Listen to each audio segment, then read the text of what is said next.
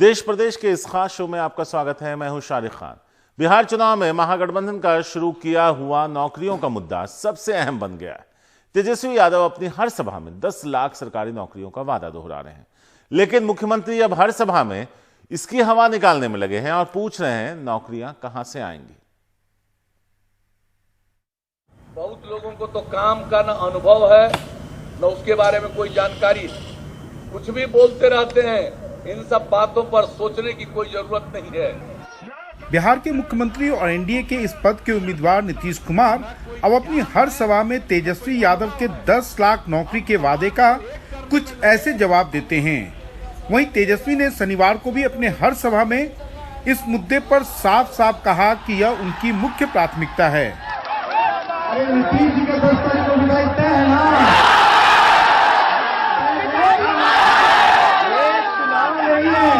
ये बेरोजगारी हटाओ आंदोलन है।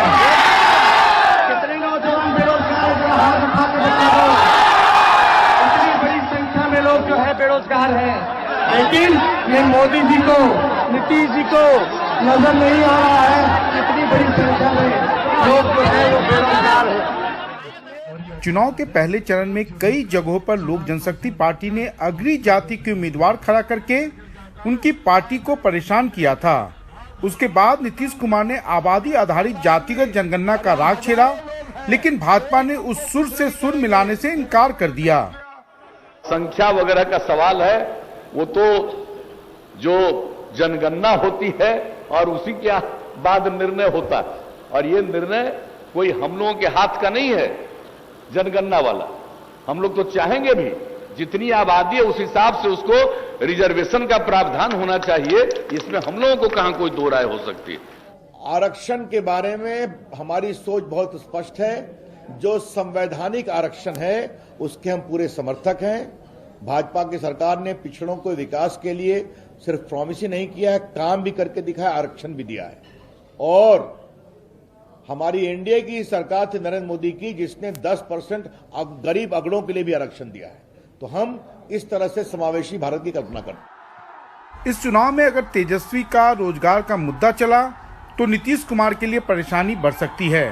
नहीं तो जातिगत अंकगणित पर फिलहाल भाजपा के समर्थन के कारण उनकी सत्ता जाने से रही। पटना से कैमरामैन हबीब अली के साथ मनीष कुमार, एनडीटीवी इंडिया के लिए। बिहार के सियासत में पूर्व डीजीपी गुप्तेश्वर पांडे भले ही नीतीश कुमार के नजदीक हों, लेकिन एक पूर्व पुलिस इंस्पेक्टर उनके लिए बड़ा सरदर्द साबित हो रहा है। नीतीश के गृह जिले नालंदा के राजगीर में जेडीयू विधायक रहे रवि ज्योति कांग्रेस के टिकट पर और हरियाणा के राज्यपाल सत्यनारायण के बेटे के बीच सीधी टक्कर है, जो नीतीश की प्रतिष्ठा पर सवाल बन रहा है। अगर बाएं दाएं जाने का होता है तो भाई जाओ, बाएं दाएं जाओ, और जितना जाना अंत में कहीं राजगीर में रह पाओगे, अंत में तो लौट के वहीं जाना है जहां पैदा हुआ। अपने इस भाषण में नीतीश कुमार ने बिना नाम लिए निशाना जिस पर साधा वो राजगीर विधानसभा से कांग्रेस उम्मीदवार रवि ज्योति हैं। नालंदा के कभी इनकाउंटर स्पेशलिस्ट रहे पूर्व इंस्पेक्टर रवि ज्योति को नीतीश कुमार ही राजनीति में लेकर आए थे। उन्होंने 2015 में बीजेपी के दिग्गज नेता और फिलहाल हरियाणा के राज्यपाल सत्यनारायण आर्य को राजगीर से हराया था। लेकिन इस बार नीतीश कुमार ने जब उनका टिकट काटा तो वो बागी हो गए। अब राजगीर की सियासी लड़ाई जीतना नीतीश कुमार के लिए नाक का सवाल बन गया है।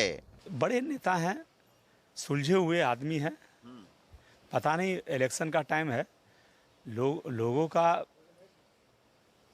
जो माइंड का जो कंसंट्रेशन है, स्टेटस है, वो कभी कभी अनबैलेंस्ड हो जाता है।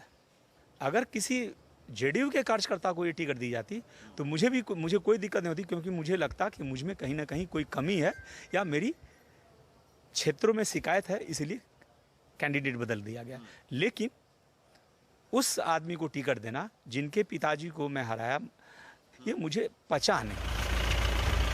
कांग्रेस के रवि ज्योति के खिलाफ नीतीश के चहेते और हरियाणा के राज्यपाल के बेटे कौशल किशोर जेडीयू से चुनावी मैदान में हैं। नरेंद्र मोदी जिंदाबाद। कभी बीजेपी के मंडल अध्यक्ष रहे कौशल किशोर अब जेडीयू के टिकट पर चुनाव लड़ रहे हैं।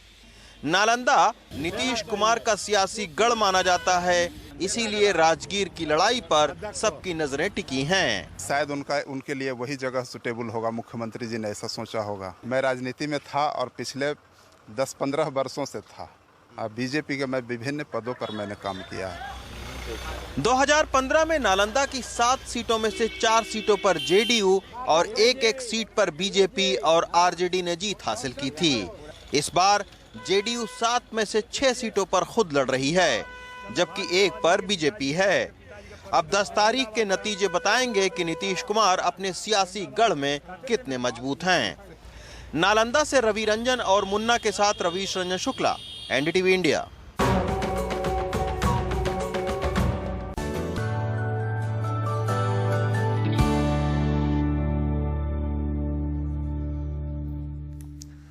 निर्वाचन आयोग ने कमलनाथ से स्टार प्रचारक का दर्जा छीनकर कांग्रेस के मध्य प्रदेश चुनाव अभियान में रोड़ा अटका दिया। हालांकि कमलनाथ को राज्य में सरकार बनाने के लिए सभी 28 सीटें जीतनी होंगी और बीजेपी को सिर्फ 9। लेकिन ज्योतिरादित्य सिंधिया के साथ बचाने के लिए उन 22 विधायकों का जीतना जरूरी है जो उनके साथ कांग्रेस छोड़कर बीजेपी में आए थे। एक तरह से ये ज्योतिरादित्य सिंधिया के राजनीतिक वजूद की भी लड़ाई है। मध्य प्रदेश का चुनावी जंग शायद ही कभी उपचुनाव में इस तरह का मुकाबला रहा होगा, लेकिन इस उपचुनाव में राजनीतिक प्रतिष्ठाएं दांव पे हैं। ज्योतिरादित्य सिंधिया कांग्रेस छोड़ के गए थे और 22 विधायक तोड़ ले गए थे। इन सभी विधायकों को ये उपचुनाव लड़ना है और इनको जिताना सिंधिया के लिए प्रतिष्ठा का सवाल है। आज मैं निवेदन करता हूं हाथ जोड़कर, ये चुनाव उपचुनाव नहीं है। ये चुनाव ग्वालियर चंबल संभाग की इस पवित्र माटी की मान सम्मान, ईमान और स्वाभिमान का चुनाव है। 28 सीटें जिन पे उपचुनाव हैं, उनमें से 16 सिंधिया के गढ़ ग्वालियर चंबल में हैं। कितना आपका चुनाव है, कितना शिवराज सिंह चौहान का चुनाव है? ये जनता का चुनाव है, कमलनाथ और उनकी सरकार के विरुद्ध। ये शिवराज सिंह जी का, मेरा चुनाव नहीं, भारतीय जनता पार्टी का चुनाव नहीं, जनता का चुनाव बन गया है। लेकिन चुनावी माहौल में एक पेंच जरूर है। भाजपा समझ गई है कि उपचुनाव में लोगों को ज्यादा दिलचस्पी नहीं है, इसलिए राज्य का हर नेता मतदाता को लुभाने में लग गया है। 5 साल तो कम से कम सरकार चलती थी, जल्दी गिर गई, तो इससे बेचाबाची से भी बहुत अंतर आया है। तो देश घाटे में जाएगा कि नहीं जाएगा? बार बार चुनाव करेंगे, पूरी 5 सालों तुम चुनाव करेंगे तो जी जनता के ऊपर पड़ेगी मार। इस चुनाव में सिर्फ टक्कर कांग्रेस और भाजपा के बीच ही नहीं है, लेकिन ये चुनाव उतना ही महत्वपूर्ण है बीजेपी के अंदरूनी समीकरण के लिए। शिवराज सिंह चौहान की प्रतिष्ठा दांव पे है। साथ ही ये चुनाव तय करेगा कि सिंधिया की हैसियत क्या रहेगी बीजेपी में। आखिरकार जो 22 एमएलए कांग्रेस छोड़कर उसके साथ गए हैं, उनको सबको टिकट दिलवाया है और उनकी जीत सिंधिया की जीत होगी। सिहोनिया विधानसभा से कैमरामैन रिजवान खान के साथ हर्षा कुमारी सिंह, एनडीटीवी इंडिया के लिए।